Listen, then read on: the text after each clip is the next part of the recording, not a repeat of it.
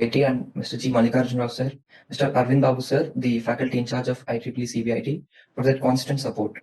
I also thank Satvika Reddy, President, Ananya Vedala, Vice President, and all the core committee members for giving us this wonderful opportunity to conduct an enlightening webinar which will help the students pave the way into their future.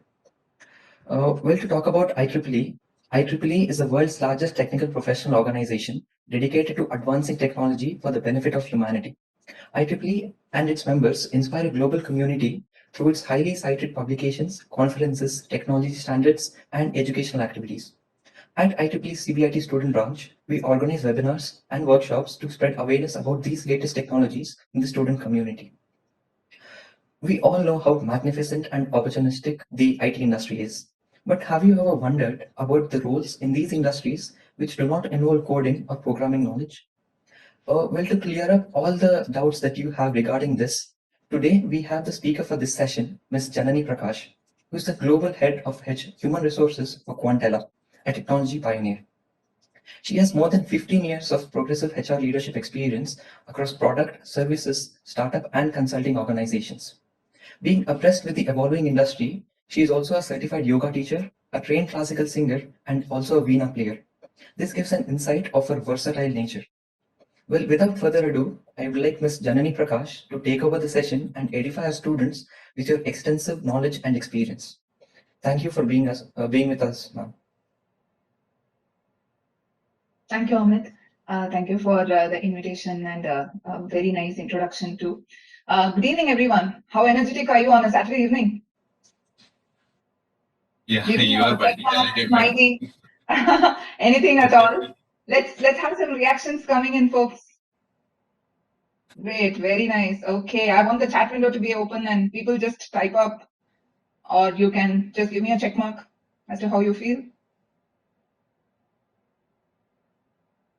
Okay, very nice. Looks like all of you are still coping up with some energy after your classes today. I think you had some classes, right, Amit, today? No, ma'am, we didn't have any classes. No, you didn't? Okay. Then I think you should have conserved energy. Okay. So before I get started with what I have, I did hear from Amit on what are some of the expectations. But let me ask this group of people that have joined, what's there on top of your mind? There is curiosity to know about the non-technical roles in technology organizations, but let me understand a little more on what is on top of your mind. That's number one. And then if there are any fears, let's just have that upfront here. Why don't you just use the chat window and type up something? Unfortunately, you cannot cope this up with smileys. So you'll need to type up something. And I would like to see at least 4 to 5 responses, folks. What's on top of your mind? What's your expectation from this session? Like, why are you here? There are so many who registered but didn't show up. There are few of you who have registered and showed up. That means there is something that you think you'll gain from this session. I want to know what is it that's there on top of your mind so that I make sure as much as possible I cover them. Participants can feel free to put their thoughts into the chat box. Yeah, as you put that up, I would also love to see your faces if it's possible. You know, the transition from doing classroom sessions to online is significant for everyone. And always human connections are appreciated. That's the reason why you have so many new technologies, right? Like you have virtual realities, you have metaverse. I think that's the talk of the town now. Everything is about human interactions. So let me see some faces on video too. Okay, I see a couple of expectations laid out here. I want to know if there are other options apart from software engineering. Why are we differentiating software engineering role with other roles? Okay. What else? What else do we have? Any other top of the mind topics? Come on, folks. I want to engage with you. I want to see your faces. I want to have interaction with you. Interaction happens when two people are interacting, or there are multiple people interacting. Otherwise, it's going to be like a one-way street. Yes, students, you are with HR. Please respond. Very your nice. interview. Nice. Thanks, Planati. I appreciate Shravan. Good. Good to see you, folks. Okay. So I have two two expectations here, at least two questions in mind, right? We will get to these. Are there any fears in your mind? Are there any fears of getting into the industry? Any assumptions? One fear would be that will I enjoy the job I get into? Will it be something I will look forward to, or will it be like a 9 to 5 burden? So Very that nice. is one fear. Thank you, Pranati, for speaking up. I would love if anybody wants to speak up. You brought up something that's very practical. I will talk about it as well as part of my conversation with you all. Anything else, folks? Else I'll get started. Okay, so let me take silence as a nod to get started. Okay, I've done engineering too. Amit just read out about my profile, right? When I did engineering, I also had a lot of questions, a lot of inhibitions, a lot of assumptions and fears, right? Assumptions were like, I did electrical and electronics as my specialization. Assumptions were like, you can never probably hit into a software company. Guess what? I did get a software engineering job at that time, which I turned off and then went for a post graduation. It's a very different story, right? I'm not getting there. But the point is, you will get opportunities. First of all, why assumptions happen? Because there is lack of information, or you're told by a few people that this is how it is, and those few people have some view. Call it limited view, right? So who is in the right position for you to get that give that view at all today? Experts in the industry who have been in the industry for at least 10 or more years, more so non-technology roles, like people like me who have been in HR but serving technology, or marketing but serving technology, communications but serving technology, or leaders that are in technology but have seen like a 20-year span, would have seen multiple roles and the life cycle of different roles as well, right? So these are possibly the folks that can provide an overview that's a realistic picture for you, right? Whatever else you might hear from your friends, from your seniors, from your brothers, sisters who are in the industry today, or anybody else, could be their view or their experience of what is there.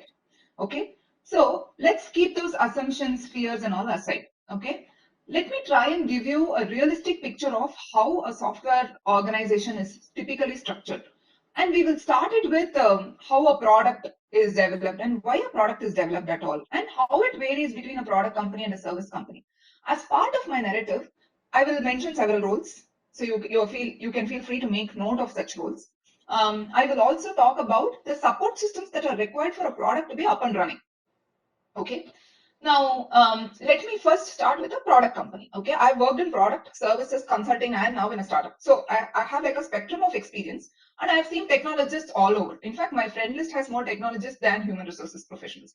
And being an engineer, I connect with them quite a lot because I have a blend of both. Okay, so I will have this as a humble submission as I talk through this. Having said that, I am not an expert in technology. All I can say is this is what I have as a view, and this is what you can potentially take from someone like me, and you can validate it, talk to other people who are also experts in the industry. So let's delve into a product company. Let me take an example so that it's all very relatable, right? All of us go through something or the other, and many of you could have. All of us are using apps nowadays, and apps are just making our lives convenient. For ease of understanding, let me just take an organization that builds product for the organization itself. Let us say a company has about 1 lakh people. They need software systems for themselves. So you have an internal product organization which builds a product for that organization to serve that organization. Okay, let's take this as an example, and the model may be similar in pure play product organizations as well, right? Or there may be variations, but let me just take this as an example because my intention is not to talk about product companies, but to give you throw some light on the varieties of roles. Okay, so let's say you have this company X, and then they are building a product to support their overall organization. Let's say for them to go and sell to clients, for their HR organization to have a database of all employees, run performance management system, compensation, etc. To have content hosted in their internal portal. I think all of this are relatable and understandable, right? Give me a nod. Okay, I see 2-3 nods, so I'm just assuming that that's what it is. Okay, So let's say these are requirements, right? Now, somebody has to go gather that requirement, typically at a leadership level, right? And I'm going to take examples. I'm going to take Pranati's name, Shravan's name, and Amit's name because I'm able to see these three people. Okay, let's say Pranati is a marketing head. Okay, she wants content to be developed and she wants it to be hosted in a particular portal. Let's say the internal portal. Okay, what Pranati does, she wants to communicate it to somebody. Now, Shravan is part of the IT organization. Okay, he is not a developer, but he is a leader in that IT organization. He comes to Pranati saying, Pranati, do you know, we do so many of these varieties of jobs. So Pranati immediately says, oh, okay, this is sounding to be very interesting. I also have this need. It will solve my problem, my business problem, if you are able to do this. So Shravan says, yes, this is the requirement, right? I will get the right teams to you so that you're able to directly tell what your requirements are. So then Shravan gets some level of understanding on what it is and then goes to a development team. Now, development team, as the name sounds, is not development team. It has multiple roles with it. Now, what is Shravan's role in this? Shravan is a relationship manager. Okay. In different companies, it's also called as product manager. The product manager may not necessarily do product work. And it's called differently in different organizations. So let me keep it to relationship manager because in this context, Shravan understands the requirement. He now goes to Amit. Amit is the software development engineering leader. Okay. He says, Amit, there is a requirement in Pranati's organization. So why don't we have a discussion? Now, Amit is a leader, right? He would have done all varieties of roles, several varieties of roles before he reached that level. Let's say he has 20 years of experience. Now he comes to Pranati with three people, Sushmita, Kalyani, and Ashish. Okay. Now these three people, he says, Sushmita is our developer. Kalyani will do requirement gathering and present to you as to what the requirement is so that you can validate and tell, yes, this is what it is and sign off. So she is our business solutions analyst, right? And then Ashish will test it. There is also other expert in our team who does a cyber check on everything. There is a project manager who manages all the timelines. And then we will give you the product at some point of time. Kalini is going to be the person who will be in touch with you, is what Amit will tell Pranati. Now, let's just pause for a moment and look at the different roles. Okay. What all did I say? I told about a developer, a tester, a business solutions analyst, a relationship manager, an engineering leader, a marketing officer, or a marketing leader, right? Now, of the 5-6 roles that we spoke, there is only one developer. Did you notice? That's really where coding happens. This is just one subset of the superset that I'm going to talk about. Okay, let's take it one step ahead. Now, there are more roles. It's not like these are three members who will just work and then the product gets delivered, right? The product could be larger. Depending on the product's magnanimity, Amit may have to engage multiple teams, multiple role holders, different technologies. Now, as part of it, Amit could bring in an architect, he could bring in a tech lead, he could bring solutions architect, in architect there are gradients, and then he could bring in business intelligence specialist who will be able to see what all outcomes are coming in by the users. So you're able to navigate through expectations of users, draw analytics. Remember, if you're going to just say browse Nike t-shirts or Nike shoes in your Google, next time you open your Facebook, you get Nike ads. How does that happen?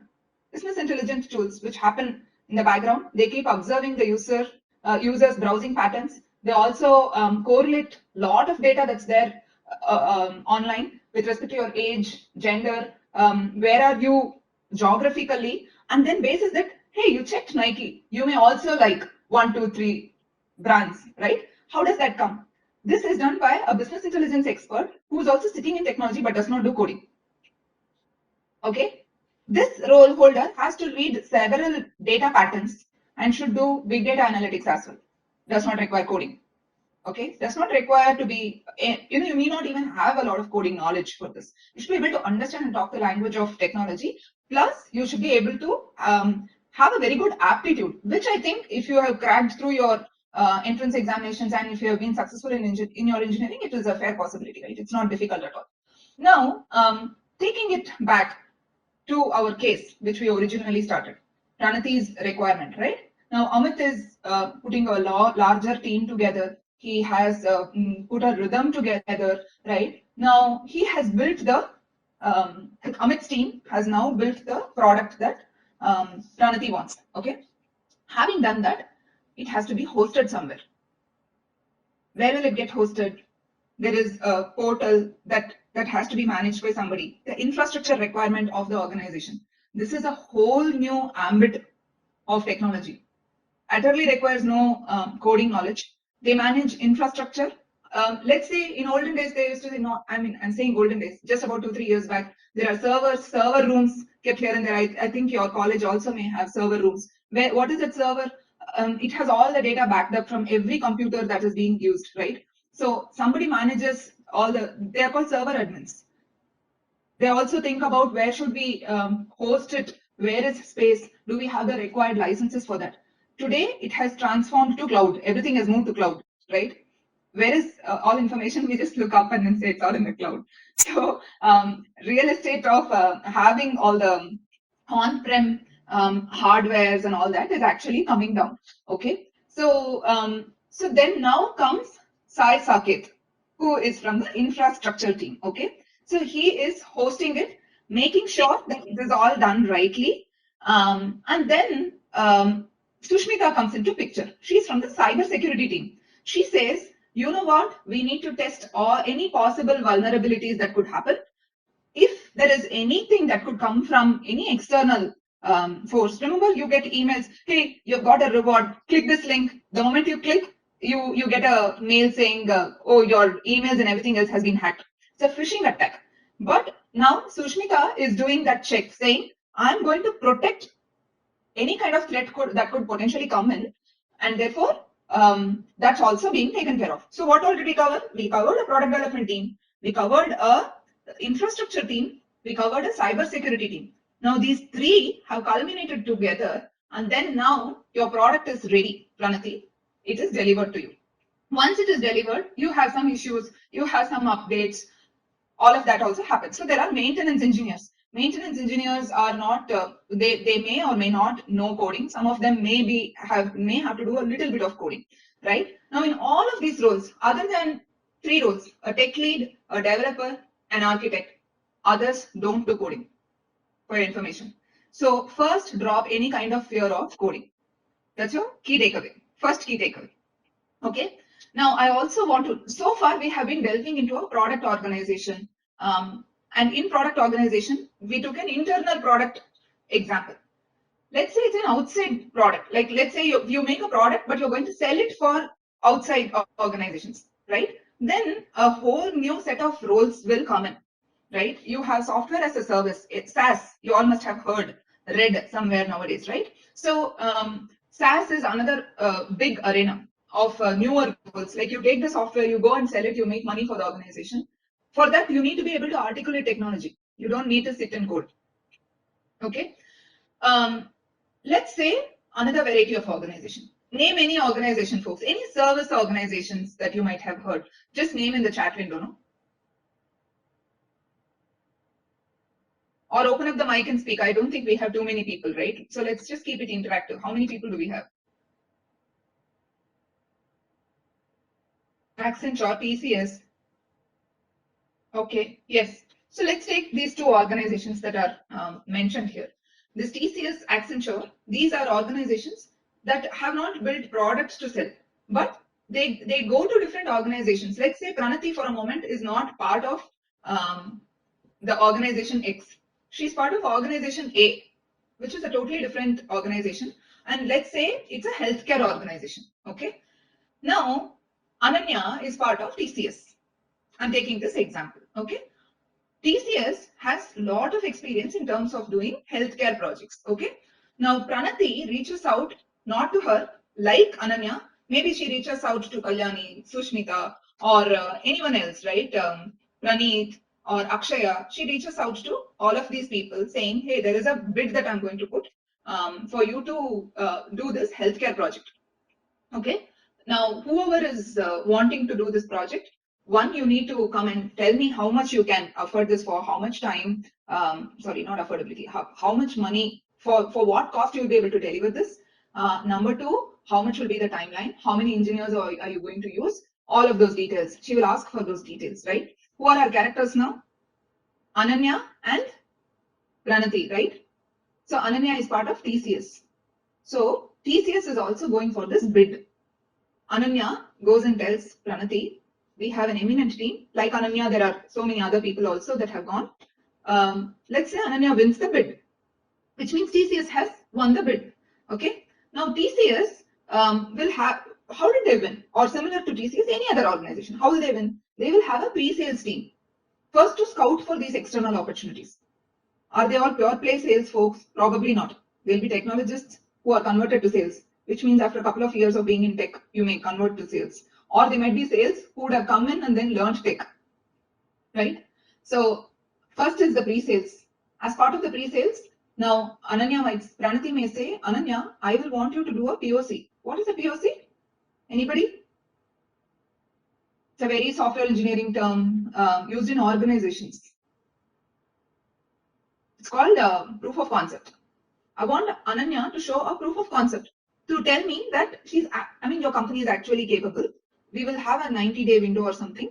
Once this is done, if it's done well, then the project comes to you. Okay. There are different variants in terms of how projects get signed off. And let's say Ananya says, okay, fine, we will do it. And then she has a couple of engineers. This will predominantly be coders. But then we have a pre-sales team, we have a sales team, which could be engineers and then sales folks or combination. Now, Ananya submits the POC and then she wins the project. Okay. So these are, now why I specifically focused only on the pre-sales, sales and proof of concept is because in services organizations, these are very predominant. Okay. Now, in Ananya's case, let's say this project that Pranati has given to Ananya is a multi-year project and it will require 5,000 people to work.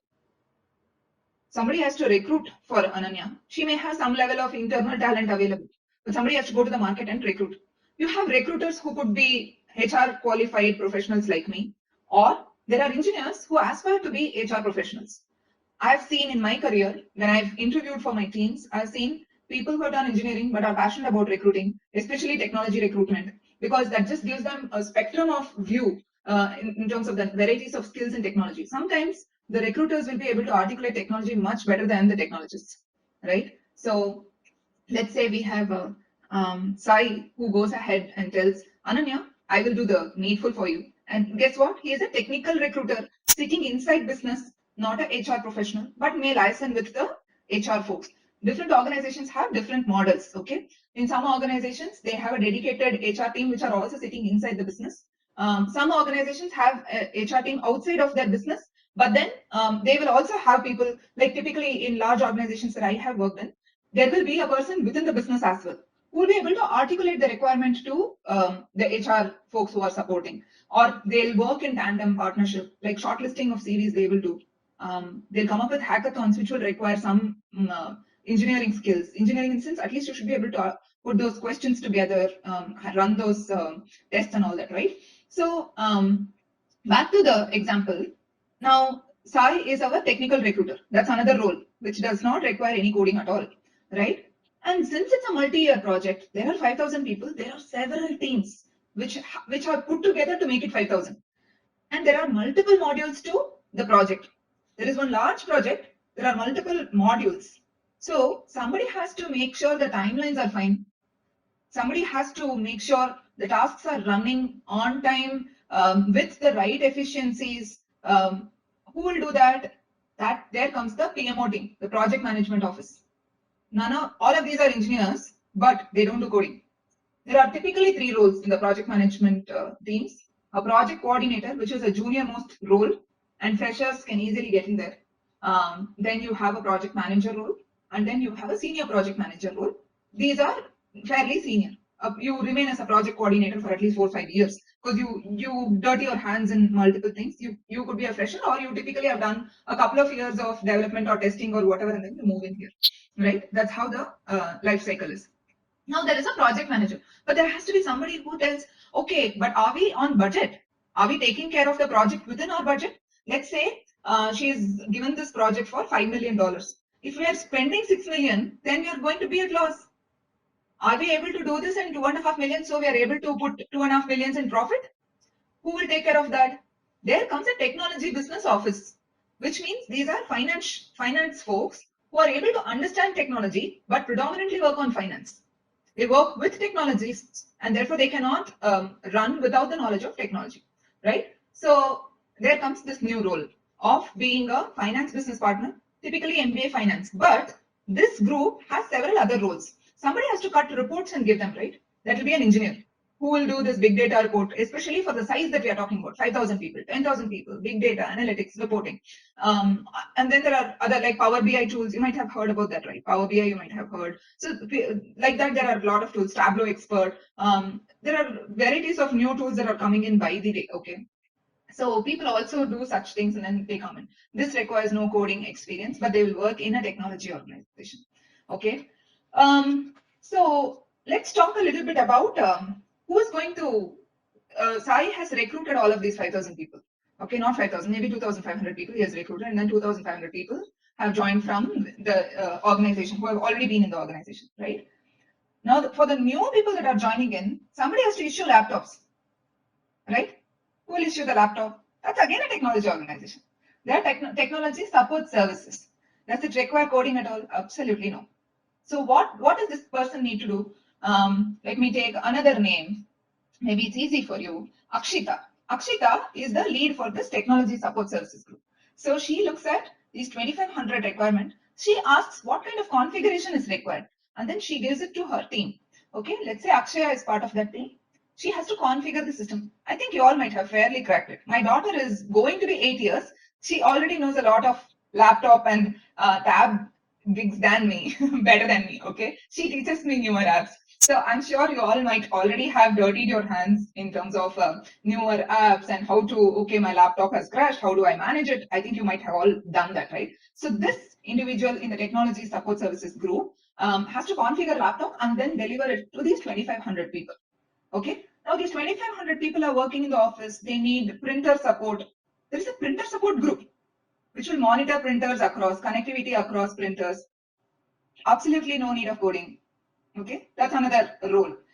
Okay, Akshaya has delivered these 2,500 laptops. Now, let's say you have Harika in the team. Harika is the one who manages issues that are coming up in laptop. Okay, we have Kalyani who's an engineer. Kalyani says my laptop has some issue, so she brings it, and this particular role, who repairs your laptop, repairs is a very low level word. Let's say troubleshoots your laptop and then delivers it. That role is called as end user support engineer. Okay. Now this end user support engineer does this. There are patches that needs to be run because your laptop or your computers or the organizational systems are constantly exposed to vulnerability threats from outside. Constantly somebody is looking at your organization to say, I want to penetrate into this organization. I want to get all the client information so that I'm able to steal everything from this place, right? I want all the client information. Who does this? Some external hacker does this, right? Now, Kalyani is a cybersecurity expert. She keeps monitoring what all is happening from outside. Okay, so she does event monitoring. Which location, what's happening, where is any link coming from, is anybody unduly clicking a link? Let me tell you, I have seen overnight some 100,000 systems not working because of some attack happening from somewhere.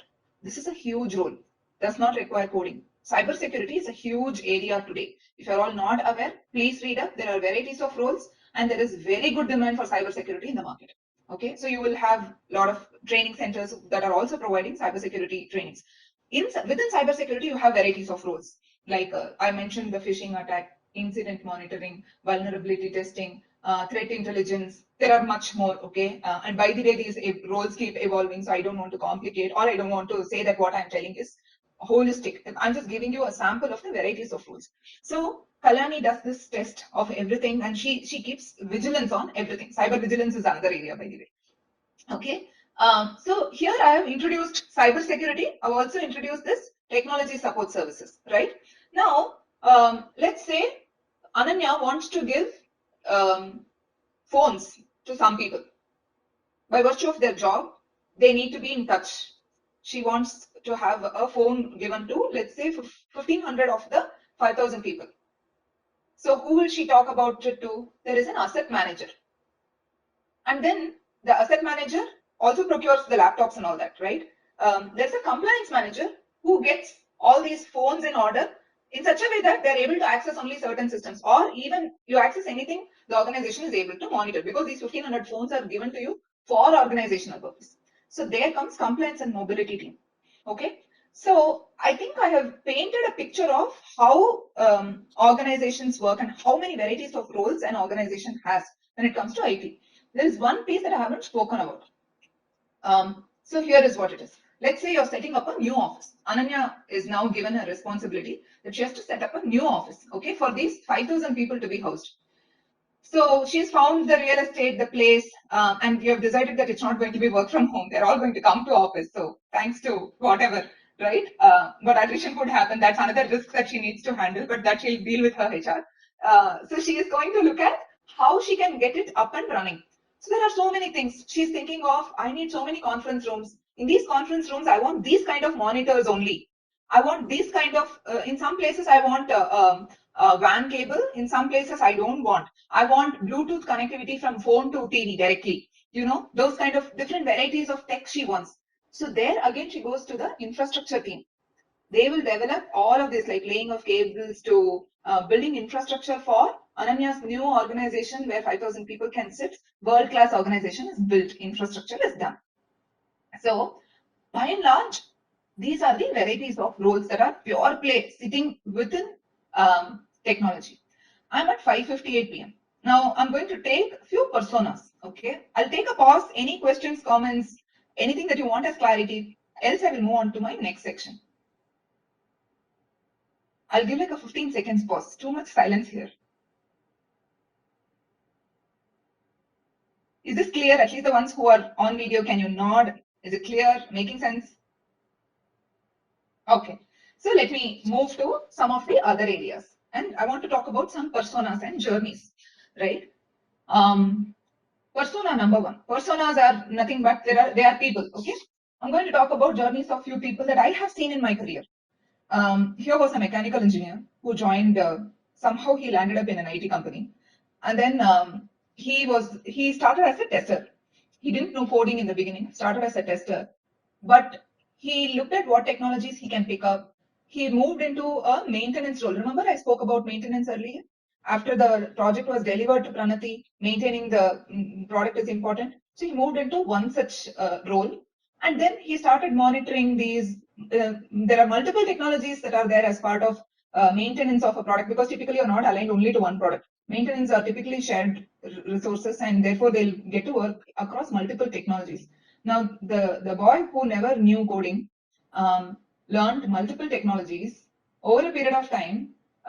There were developers in newer technologies who were replaceable. This person became almost indispensable.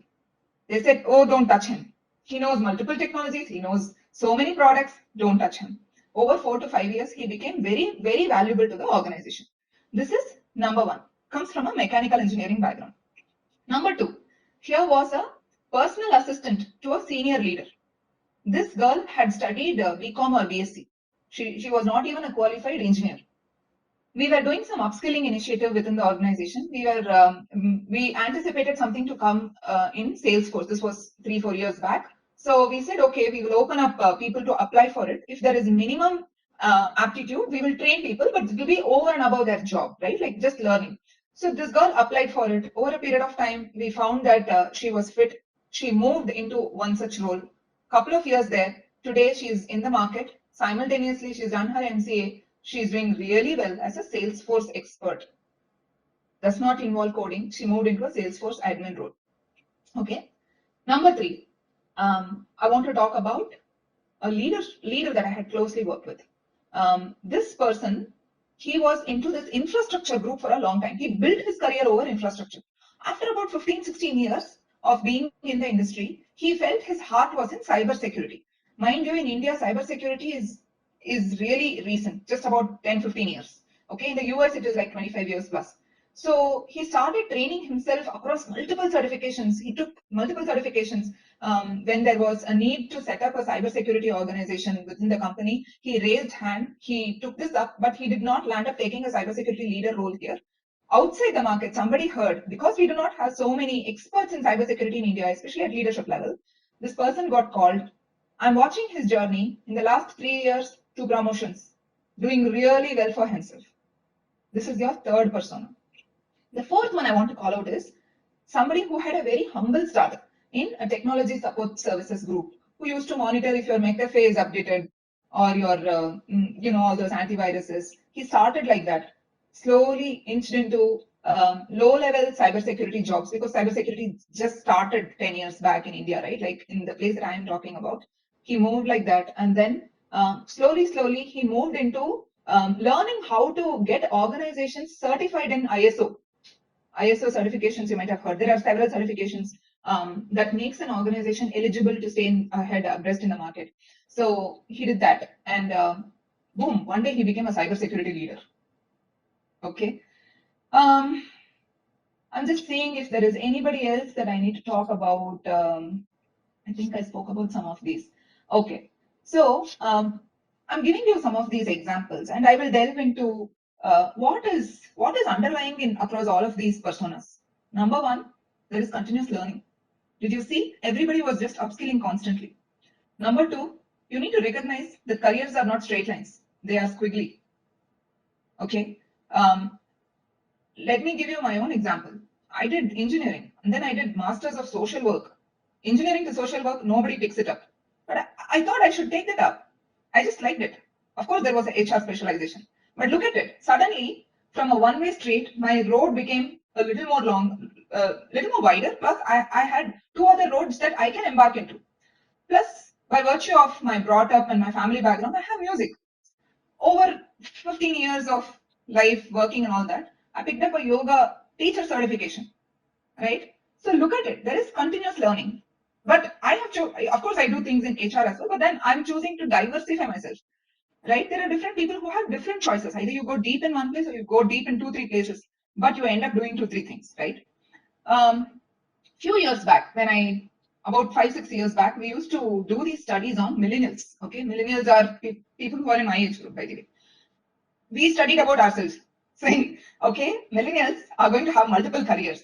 They cannot think of a single career for 30 years like the previous generation. They may end up having about 3 careers in 3 to 4 careers easily within a span of 30 years, because there is no patience level for them to stick on to one career, or they get bored. So I think Pranati asked about what if I get bored, right?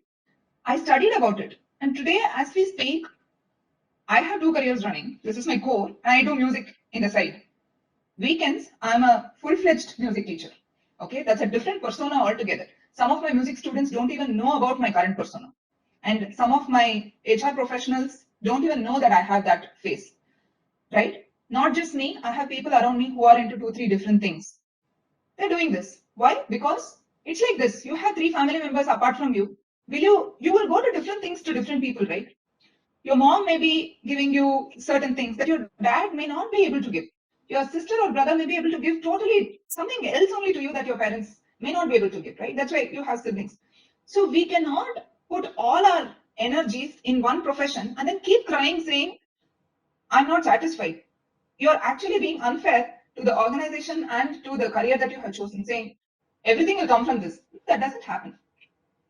I would say use your time like how you will put money for investment. You must have seen your parents doing this. They must have bought some gold. They must have bought some real estate. They would have bought a house. They would have put some SIPs. They'll put one FD also. What have they done? They have diversified their investment. Diversify the way you are spending time is what I will say. I will not tell diversify your talent and embark into 4 or 5 things, because I know of people who have chosen 4 or 5 things and didn't do well in anything. I don't think you should afford to do it. Anyway, life will take you to different places, and you will end up experimenting few things, and then you will make choices, right? But I would say try and diversify the way you're using your time. If you're a mechanical engineer, civil engineer, electrical engineer, but are interested to get into IT, nothing is stopping you. When I studied engineering to now, there is so much change, so much availability and access. Don't even go to paid sites. Don't even take YouTube Premium. Just go to YouTube. There are so many videos that you can learn from, right? Recently, I have picked up this job. It's just about 5 months since I took this job. I took this job because 40% of the job is not known to me. It will force me to learn something new. And many times I've gone to YouTube to just understand some concepts, right? So what I'm trying to say is there is so much resource available today. And I've not even gone into your MOOCs like Udemy, Coursera, or LinkedIn Learning. I'm not even gone there. I'm just talking about YouTube. So much resources available. Learn those. Number one. Number two, do not underestimate your power. I'll give you an example. Here was a boy from a tier 3 college. Okay. Not known college at all. I don't even know if it is tier 3. Comes from a very humble background. He has to go to a job for him to earn money and feed his family as well after a point of time. Number 3 fact about him is this boy is not part of computer science or IT and all that. He's from EEE or mechanical, but he had his heart in a number of these new technologies. What did he do? He learned a lot of these things, studied in extra time. Then he started scouting for internships. There are several internship websites, and I can send them across through Amit. Internshala is one. There are many. I'm sure you all will know more than me, right? He started scouting for internship opportunities, and every time he did something, he built his persona in LinkedIn. He posted about it. He started talking about it. Who was noticing it? A startup leader was noticing it. He was a founder. He just pinged this guy and said, "Hey, I'll give you an internship, come." Because he saw that this person was doing something, this boy is doing something, and he thought there is potential, right? Sometime this boy worked here as an intern. He became a permanent employee. This organization grew in 4 or 5 years, went on IPO. This boy is much richer today than many of his tier 1 batchmates in different colleges.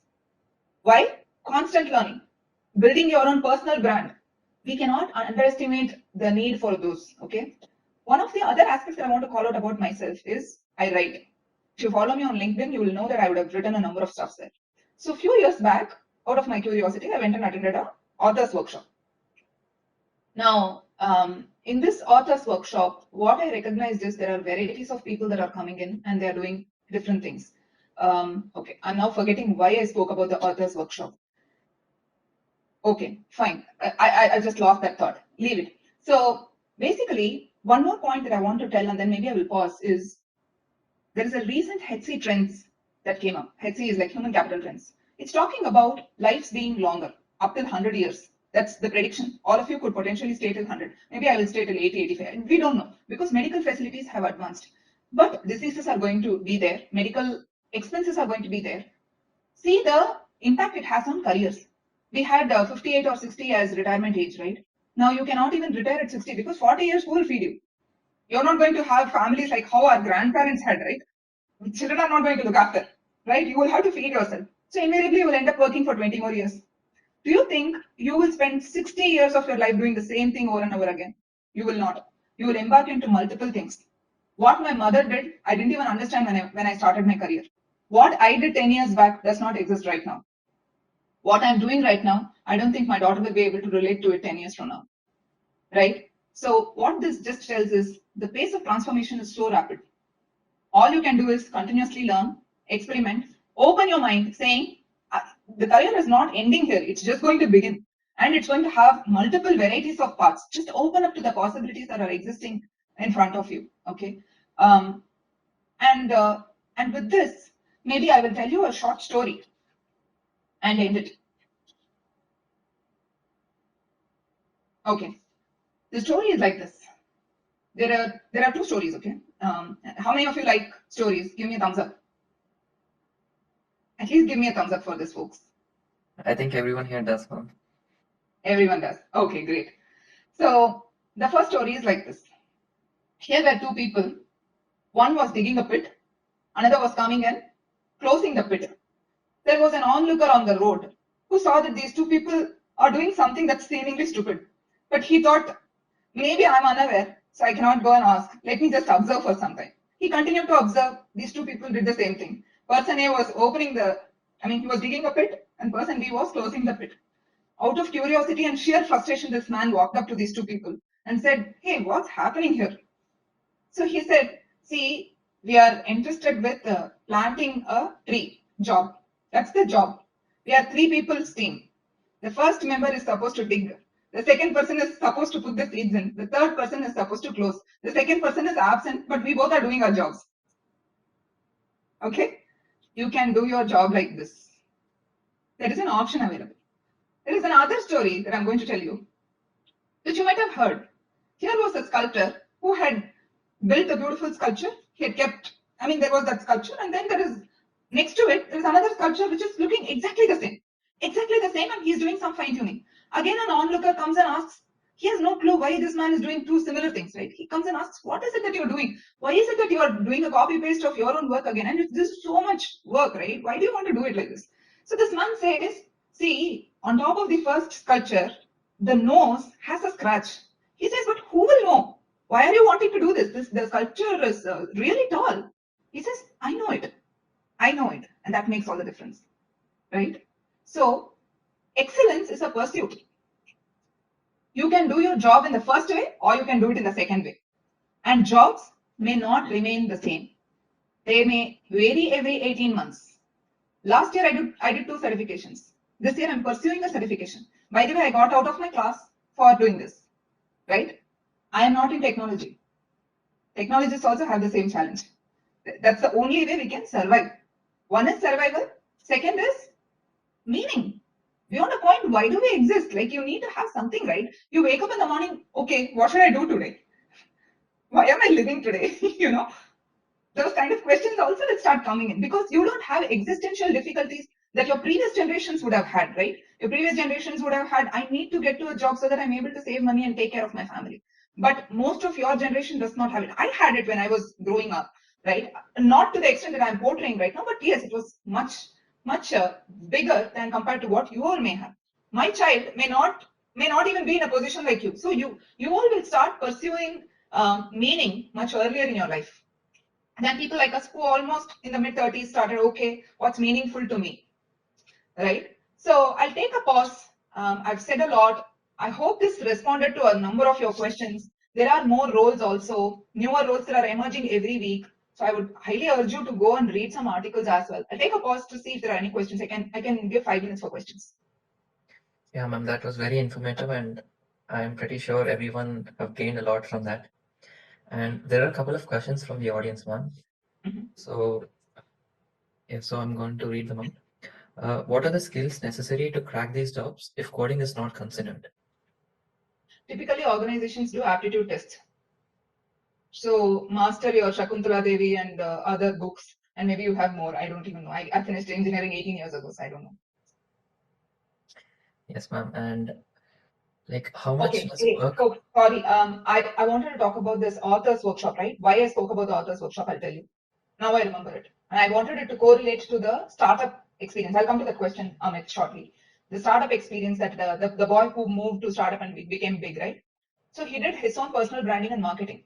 Now, when I went to this authors workshop, what I learned is authors earlier used to just write the book and give it to somebody else. They used to manage the printing and selling and everything else. But today, authors should also be very good marketing agents for themselves.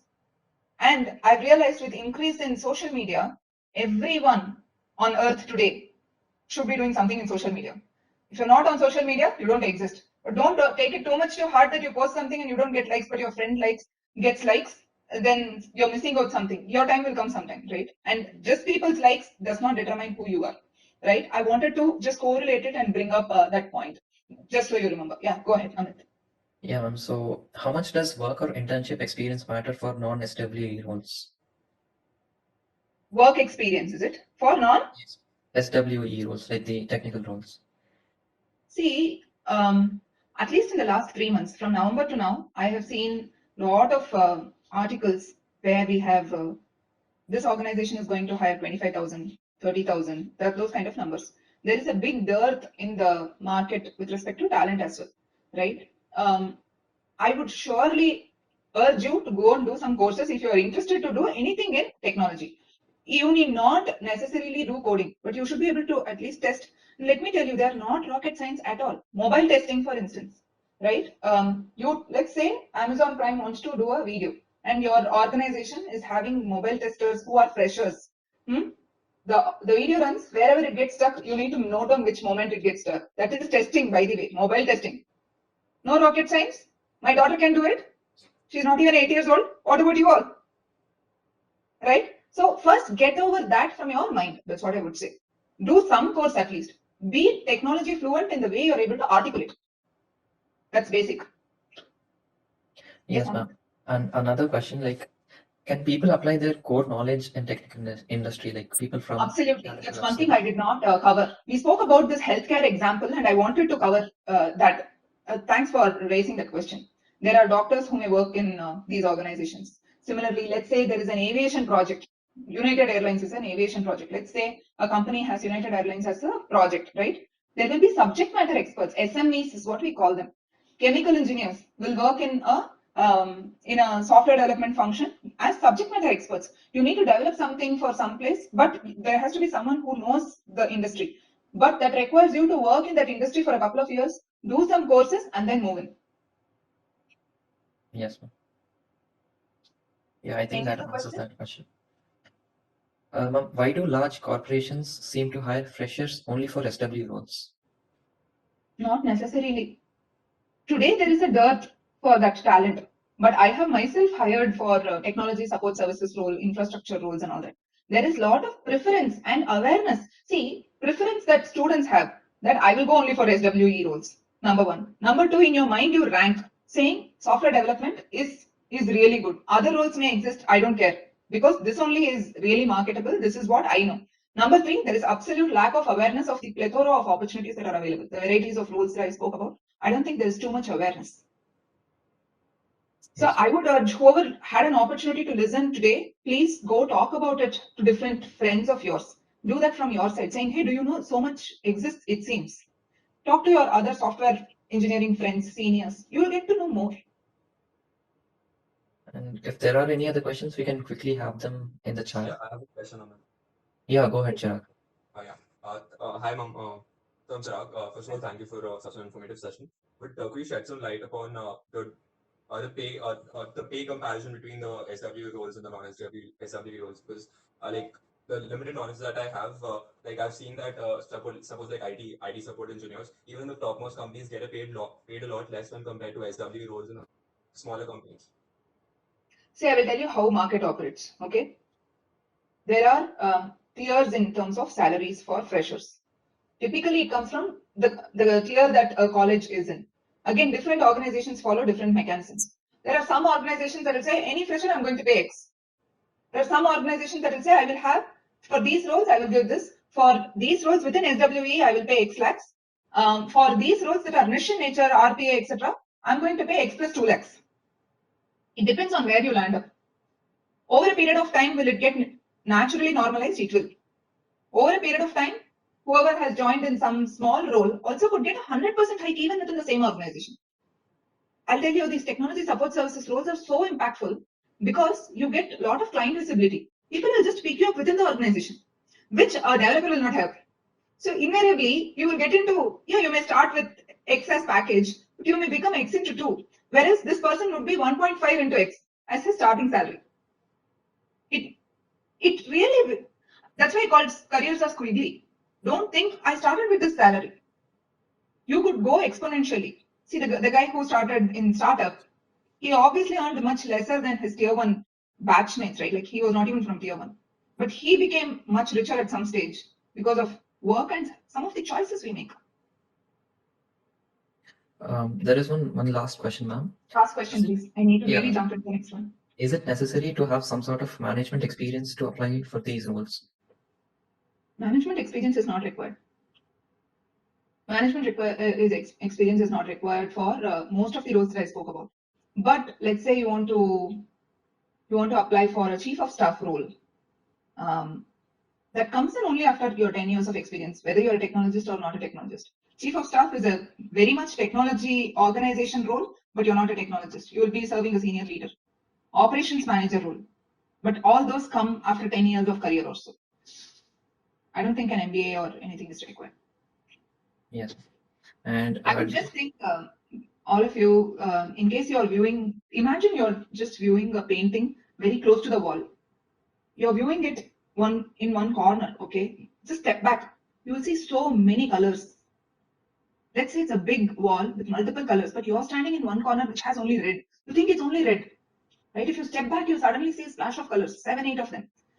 I would highly urge you to think about careers that way, especially careers that did not exist 3, 4 years back are existing right now. What is not existing today will exist later, and the varieties of skills are also rapidly changing. So be prepared. Your studies are going to continue if you want to be in the industry. I think that's a perfect analogy to how to look at jobs in these industries. So with that, I think we can conclude the session for today. And I sincerely thank you, ma'am, for taking your time out of your busy schedule. And it was quite informative. And I'm very sure that participants, or everyone here, has gained some or the other knowledge that they could share or implement in their career to move